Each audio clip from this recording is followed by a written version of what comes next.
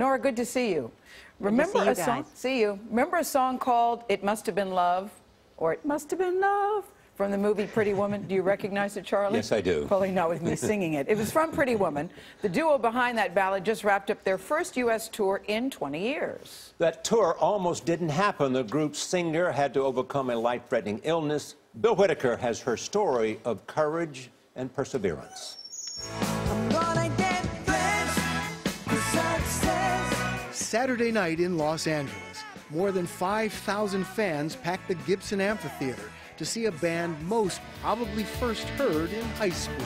She says, "Hello, you fool, I love you." They came to see Roxette, the pop rock duo from Sweden, guitarist Per Gessle and vocalist Marie Fredriksson. Her powerful voice gave the group its signature sound and a string of #1 international hits in the 80s and 90s. Hits like The Look and It Must Have Been Love from the Julia Roberts movie Pretty Woman.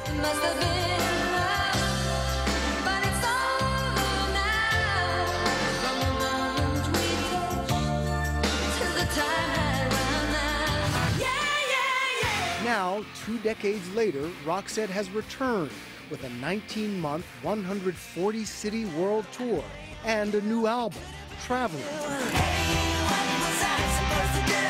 But it was a tour that almost didn't happen. You were faced with a life-threatening illness. Can you tell me about that? What happened? Thank God it's over. It has been it was very, very tough. But I'm here. I'm not dead. When I was very, very ill, it was we were very afraid. In 2002, Fredriksson was diagnosed with a malignant brain tumor. The cancerous tumor was surgically removed, but months of chemotherapy and radiation treatment left her physically weak, unable to read, and nearly blind in one eye. She withdrew from public life and turned to painting as she underwent extensive rehabilitation. Fans feared they'd never see Roxette perform again, a fear also shared by Fredriksson. We were very afraid that I couldn't do it. But 7 years later, in 2009, she surprised an audience at a solo performance by Gessle in Amsterdam. Pushing aside her fears, she joined her former bandmate on stage in a reunion documented in this YouTube video. And I asked Marie, why don't you join me on stage, to do some Roxette stuff? To my surprise, you agreed. Did that take a lot of courage for you to get back up on the stage? Yes. It was, I was very nervous for that. But when we were standing there together, suddenly, just was like all days. God bless you. Frail and quiet offstage, Fredriksson is commanding onstage. She credits the audience with helping her recover, a form of music therapy, she says. She feeds off the energy generated by thousands of screaming fans. What's that like when that washes over you, the audience response? What's that like? And that's the best. It's just the best. Our fans has been with us for so long. It's like medicine. Yeah, exactly.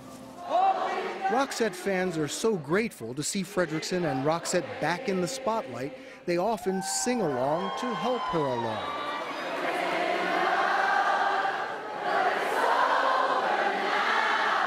So what is it like for you watching Marie get back up on the stage like this? It's a miracle that she survived, and it's an even bigger miracle that she's still here and touring 19 months. Hey, even her doctor said it was impossible.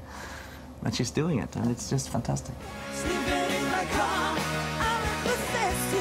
And unlike most rock tours, Roxette isn't out to promote their new album. Each night, they give fans what they want, the early hits. Reconnecting with old fans through old songs is a new experience.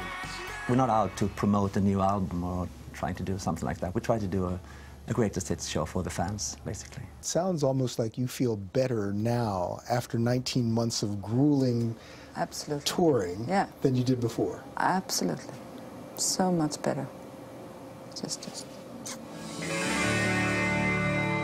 For CBS This Morning, I'm Bill Whitaker in Los Angeles.